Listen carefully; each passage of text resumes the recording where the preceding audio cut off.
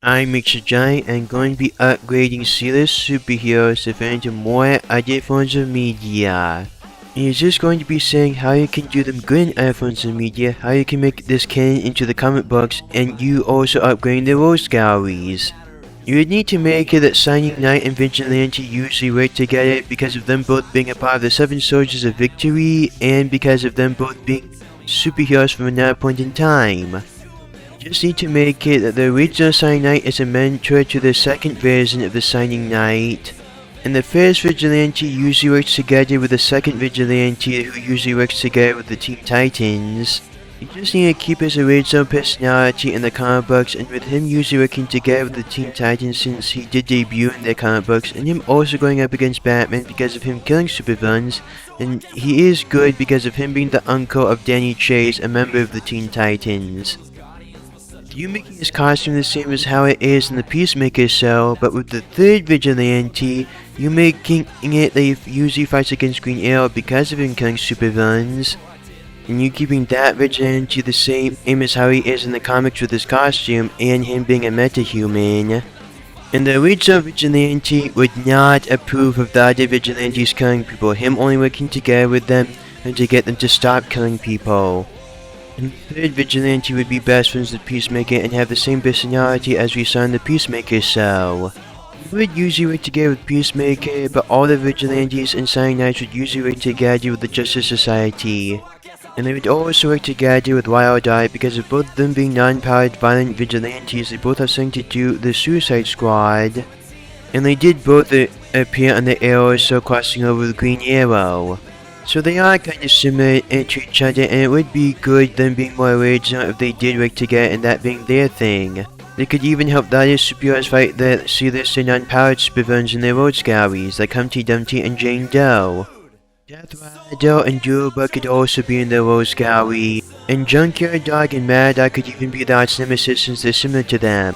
Along with Anubis and Hellhound, because this would do be good for them too, fighting against these guys, and they are also kind of similar to each other because of them having a dog theme. And it'd also be good these guys fighting against them because of them not being as good as Batman, so these guys are a bigger threat to them. And this way both of them would show up more fighting against each other. And you should just put the version of White Dragon from the Peacemaker show into the comic books and make him Peacemaker's arch nemesis. You also put in that source version of Geomaster into the comic books with him usually fighting against Peacemaker because of him being a superhero bodyguard out for the government. And you should combine both versions of Bones together with him still having his powers and being in charge of the GEO, but fighting against guys like Black Bear Thawne, an enemy of the Justice Society and a big threat. And the Bug-Eyed Bandit is one of the Atom's most iconic supervillains other than Cronus, his arch nemesis. He could use some other villains, and the Bug-Eyed Bandit would be perfect because he shrinks like the Atom. You just need to make it him having robot bugs that mind control people like in the Arrowverse cell, and him being able to be a threat to him because of him being able to shrink as small as him. You need Ray Palmer as the main Atom, and Ryan Troy as the second Atom, his partner. You inherited the mantle from him, and there can be more than one Atom since he did get it from a Golden Age superhero. You going with the original origin story of the Atom that his brother used to pick on him when they were kids and his brother liked his brother better. But that his uncle encouraged a scientific genius which led up to him becoming a scientist after him finding a dwarf star. The same stuff would happen from his Golden Age storyline, him just saving a firefighter because his brother was a firefighter that died, would just seal the deal of him being a superhero. You also make it that his uncle became his college professor, which helped him to discover the dwarf star. And I would get rid of the humiliating way Ryan Troy died, and you just throwing in his DC Rebirth origin story combined with his original origin story. You also making it in the comic books Bumblebee being his partner before her joining the Teen Titans. Come then, let us honor Platelet and live as heroes. You call yourself a scientist, but you're as dumb as a sea cucumber. Can't you see what's obvious to everyone else? You're the biggest superhero this tiny planet has ever seen. And that's not something you can hide under a lab coat. He's the Atom. My destiny is here. Besides, my replacement had a change of heart. I am the Atom. and you are going down.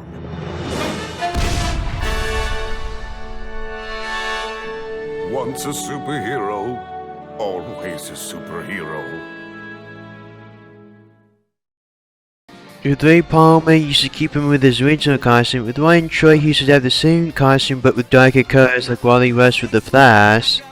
You should just put the way a Bumblebee's costume looks in Young Justice into the comic books. And Marco could be one of the Atom's sidekicks that ends up in the Teen Titans, and him taking the costume from the Arrowverse version of the Atom. Ryan Choi's love for science should be more obvious, and him being more unsure about himself, but Ray Palmer would be the one to reassure him, and him being more of a mentor to him. And Ryan Choi would have other Atom and gadgets in his costume, while Ray Palmer would just have some shrunken down weapons for him. And you'd also have Black Rock fighting against the Atom. It's okay you stealing him from Superman Source Guy, since not only is he a C-list Superman villain, but him being in better with the Atom Source Guy, because of him being a scientist too. Because of him creating a new kind of material with Black Rock, you can make it being kryptonite for humans, which is what makes him such a big threat for the Atom. Element Man would be a good villain for the Atom too, because of him using elements and him using elements from the periodic table, and since the Atom has something to do with atoms as in molecules, it does give them something in common. It is good to see the Atom fight against that, because of them both being similar, because of them being scientists. And the Metal Men are similar to the Atom because of them being less known superheroes that have a good road gallery. With them both having something to do with science, and them both also should be appearing more often in other forms of media too. The Gas Gang is a seriously underrated super event team in the Metal Men Source Guy, so it would be good them fighting against the Metal Men more often. They can even be one of the most iconic villains in the Metal Men Source Gallery. It is good because them being the opposite of the Metal Men, because of them being made out of gas, and Batman the Brave and the Bold did show how big of a threat they are to the Metal Men because of them being made out of gas. You also combine the original version with the Batman Brave and the Bold version of them with their origin story from there, and the way their powers work and the things they're being able to do from there.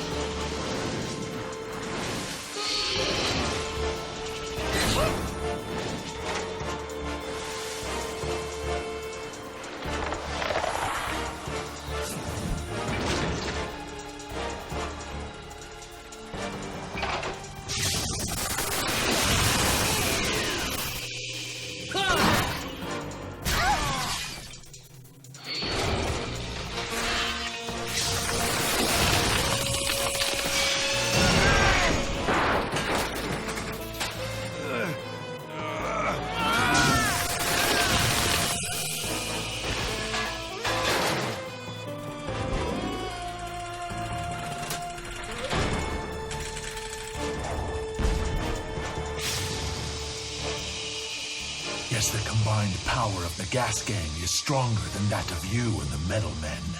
It's also more flammable. Uh-oh. Guess who's back? You just can't keep a good gas down.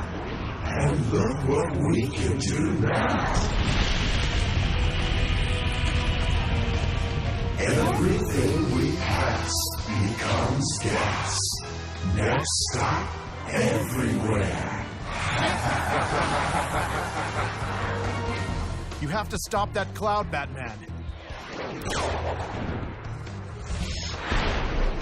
But what about Doc? You gotta rescue Doc. Me?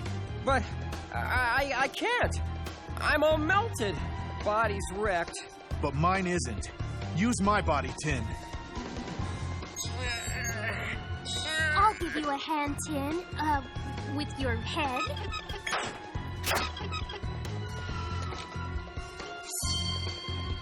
You can do it, Tin Boy. You got a hero's heart. But it's inside my body, which I'd like back when you're done. The gas canister is activating.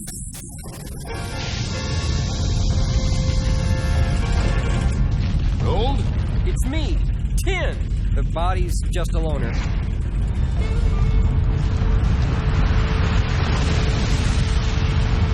Hurry, Tin!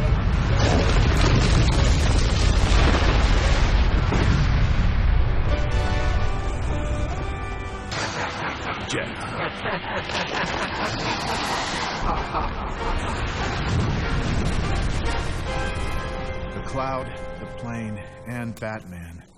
All gone. Look!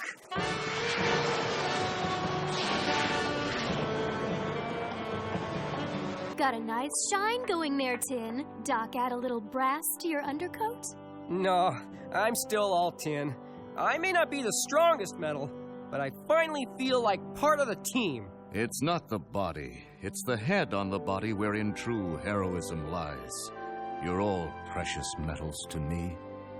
And the Metal Men are the only other usually recurring supervillains in the Metal Men source guide other than Camo, their arch nemesis, and while they don't appear as much as Camo, they should appear more often. You just need to make it them being created by another scientist to go against the Metal Men for the military, but after them feeling like the scientist tried to get revenge, and then the guy who created the Metal Men by using the Metal Man.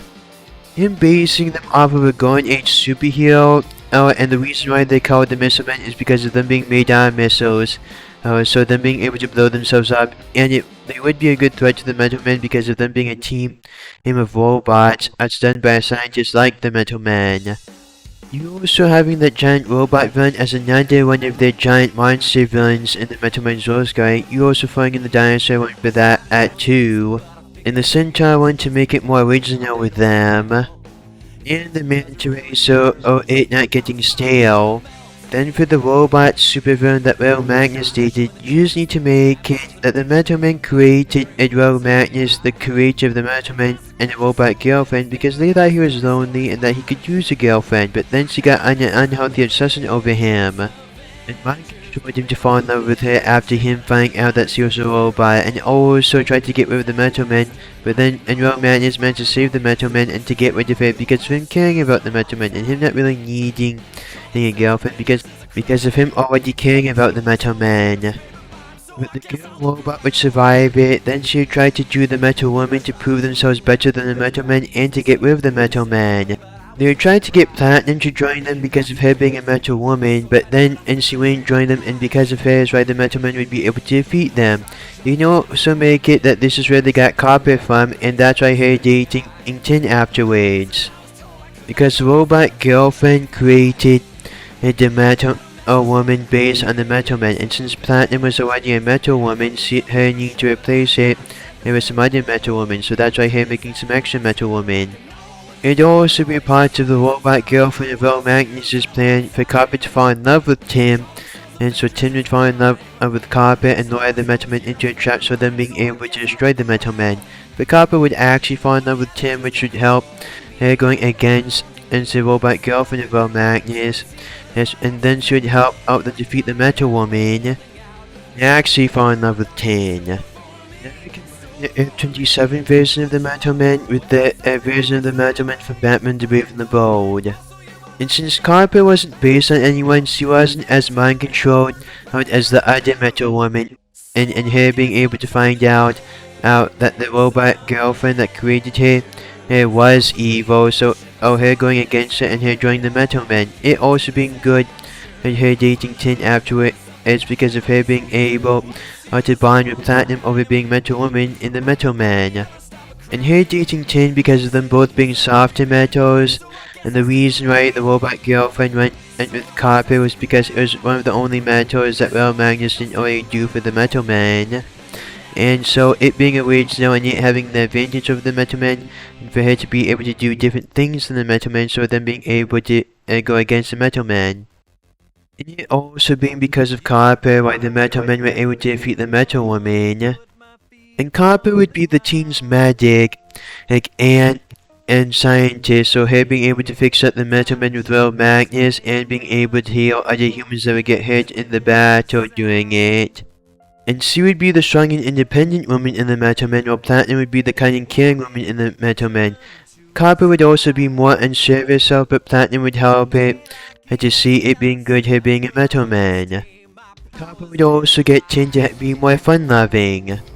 And allies should just be the Metal Men combined together to fight against the giant monster villains. Him actually being known as the Ultimate Metal Man. And with them usually working together with Cyborg and Red Tornado. And Overkill should be a superhero in the Suicide Sun part of Metropolis working together with Scorn, then fighting supervillains with their detective agency like that government Superman villain. And Hell, because of them being too overpowered for Superman to fight on a usual basis, and because of them being serious villains, it would be okay if these guys fight against them. And Olmec is a good superhero because of him being created by Jack Kirby and him being the uncle of Commandy. Him being extremely powerful, and he is iconic for the Final Crisis storyline, and because of Brother Eye and the other Olmecs being a main part in it. You just need to make it that Buddy Blank is the main Olmec who is usually in charge of the other Olmecs with Brother Blood, and they usually fight against the other Olmecs when they turn evil with Brother Eye. Because of another supervillain Olmec, Kevin Cole, and I would go with the new 52 version of how Olmec look like for Buddy Blank, while with Kevin Cole you combine the version and of how he looked in his original debut with the new 52 version of him, and with the usual way the other Olmec robots look like with the red version of them, way the Olmec X-Bots look like. And I would go with the Batman, the Brave and the Bold version of the original Buddy Blank Olmec. Him just knowing him turning into Olmec. And him actually working for the government agency that he's a part of. This time, Buddy Blank is not wussing out! Batman, let's get you out of here.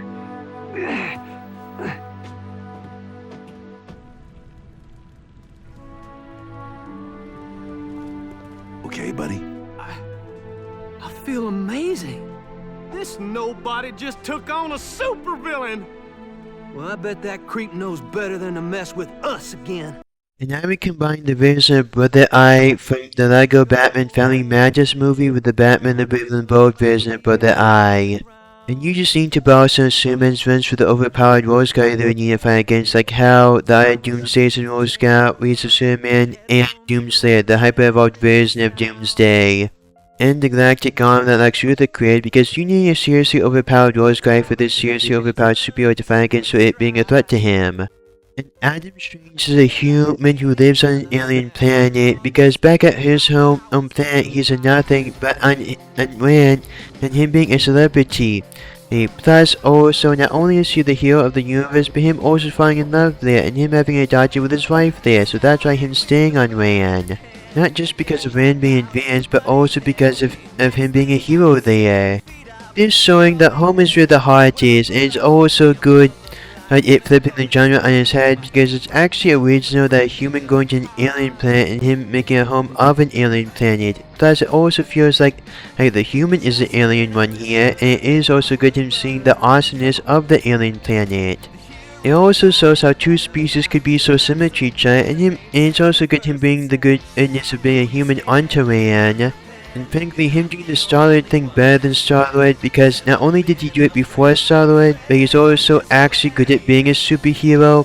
How him being a better person, and he's a lot better at being a superhero than Star-Lord, so yeah, he's better than Star-Lord. Plus, the reason why Rand is so good is because of its species being like humans, and also it just shows how good humans are, even if they're on a different planet than Earth. So really, it would be much better and you should do a live action movie for Adam Strange. Him being better, and it would be better in general, him having his own live action movie. If anything, because of him being in space, and him being one of the main characters of the Juan Thanagar War, which is one of DC's most iconic storylines, and goes up against one of DC's most iconic alien species, the Thanagarians, Hawkman species. You also being able to do an animated movie about that for Adam Strange, a whole cartoon show about Adam Strange. Are you doing a live action and Adam Strange show in the new DC live action movie universe? Because of how good he is, and because of how good of a superhero he is at DC, even though him being underrated and it should be more well known. And I would combine and the original comic book appearance of Adam Strange, with the modern comic book version of Adam Strange, with the New 52 version of Adam Strange, with the DC Rebirth version of Adam Strange, with the Young Justice version of Adam Strange, and with the Batman the Brave and the Bold version of Adam Strange, with the DC Showcase version of Adam Strange, with the new DC Animated Movie Universe version of Adam Strange. This usual combined with his alternative Rebirth look, like with him acting the same way as in the Batman the Brave and the Bold version of him having the same origin story from the Young Justice version of him, combined with the first appearance origin story of him, combined with the extra stuff from the New 52 version of him. And you should also keep in the jetpack and blaster from Batman the Brave and the Bold, but the way his jetpack works and the extra detail to his costume, and other things him being able to do with his jetpack from Young Justice. And Alana acting the same version of her being a badass for Batman the Brave and the Bold, but her also being kind and sweet, like in the Young Justice version of her, and them also having a diet together. With him having the same history and colors in his costume as the DC Showcase version of him and the Green Lantern Beware My Power version of him. I'm just seeing a better roles, guys, for him being able to show up more in general and for him to be able to show up more fighting against them. The Quarantines are already alien thieves on Rand, so they would be a good villain and for him to fight against, and they would fit in better with his Rose Guy than Green Lantern's Rose Guy because of them being a better threat to Rand specifically. And you can just make it that those German-speaking aliens who abducted Black Hand and were the Quarantinians in the comic books, and you're also making it them going up against Adam Strange because of it, usually. Because of them used to fighting against Green Lantern, so because of Adam Strange knowing Green Lantern, him usually fighting against the Quarantinians now because of what they did to Black Hand. Blackrock could also fight against Black Hand because of both of them being scientists. Armin could just be Blackrock's creation to go against Adam Strange. Assassin can just be an intergalactic assassin to go against Adam Strange. The future version of Plastique could be Plastic and Captain Atom's daughter, who usually fights against Adam Strange but is a superhero. Bones would be another assassin who would be hired to try and kill Adam Strange usually, because of him usually working together with that version of Plastique. And you can just do Mental Man as an alien who wants to get rid of Adam Strange, so him being able to take over Rand because him thinking it's the only planet advanced enough for him because of him and being able to enjoy all the good things about Rand. And you can also do the Invisible Destroyer as another alien who would usually fight against Adam Strange because he would be more of a threat to Adam Strange than Green Lantern, so him being able to show up more there. Dark Despot would be an alien conqueror who usually tries to take over Rand because of it being such a good planet and because of it being so advanced, which is why he would usually fight against Adam Strange. Skullface would be an alien gangster who usually goes up against Adam Strange, and his spiritual guide would try to help him doing that, and it would be called Skeleton Face. And you can also put the Flashpoint version of Yo-Yo out in the main DC timeline as a member of the Laugh Pack with the Joker and Harley Quinn, with her on occasion accidentally ending up on Rand and her needing to fight against Adam Strange there. Because of him being a superhero and her needing to stop him because of her wanting to do some crimes there because of her being a supervillain, so her needing to stop him first, and it's because of her wanting to enjoy being able to do crimes on that planet at that time. I surrender to you. And you're also doing Harpy as in charge of the alien species of Harpies, who would fight against Adam Strange because of them being similar to the Thanagarians, but it being obvious and being different from them. So it being good him working together with the Thanagarians to fight against them, and also him having a Thanagarian in his Rose Gallery. Also just having everyone who called themselves a Harpy in the DC universe as a part of the Harpy alien species and fighting against Adam Strange. And the New 52 version of Yo would also be good in Adam Strange's Rose Guy, usually to do him being there with the Suicide Squad, then him getting stuck on Rand and him usually fighting against Adam Strange because of it. Because of him blaming Adam Strange for getting him stuck on Rand because of Yo-Yo being crazy, he does have better reasons for being called Yo too because of his stretchy powers, and his stretchy powers does make him a threat to Adam Strange. And also giving him a personal connection to Adam Strange because of him being from Earth, and it also shows how good it is as Adam Strange being on Rand and because of Yo being from Earth. And it would be even better if you combine the New 52 version of Yo with the Flashpoint version of Yo and the main DC continuity in Adam Strange's Rose Gallery. And Despot would be better off in Adam Strange Source Guy because of him being able to be more of a threat there than in Green Lantern Source Guy, and him still fitting in great in Adam Strange Source Guy because of him being an intergalactic villain. Him being an intergalactic gangster, and him also being an intergalactic conqueror. And I would combine the Justice League Unlimited version of him with the original appearance version of him, with the Justice League action version of him, with the Batman the Brave and the Bold version of him. With the version of him and that was an intergalactic gangster in the comic books, actually with the version of him that fought against Green Lantern, with the Green Lantern Emerald Knights version of him, with the Green Lantern and Virus Day version of him. The same him being a gangster and him still being well known as a threat from the Green Lantern animated movies. With the same him being a conqueror and him having the same look from Batman the Brave and the Bold, but combined with the Justice League action version of him his look. And the tech he has from Justice League Action. The same him used to fight against the Justice League and Green Lantern from the other versions of him. And him just fighting Adam Strange with the Justice League International and the Reserve Justice League Galactic team. I think for him being a part of Adam Strange Source Gallery or him still being a part of the Justice League Source Gallery. Along with the other villains, as if the Justice League is busy and them needing a superhero team in space isn't for them being able to deal with galactic threats. I'd be in trouble. I don't see the ladies knocking down your door. Do you have any last words before I send you to that big rodeo in the sky, cowboy? I sure do. Hold on!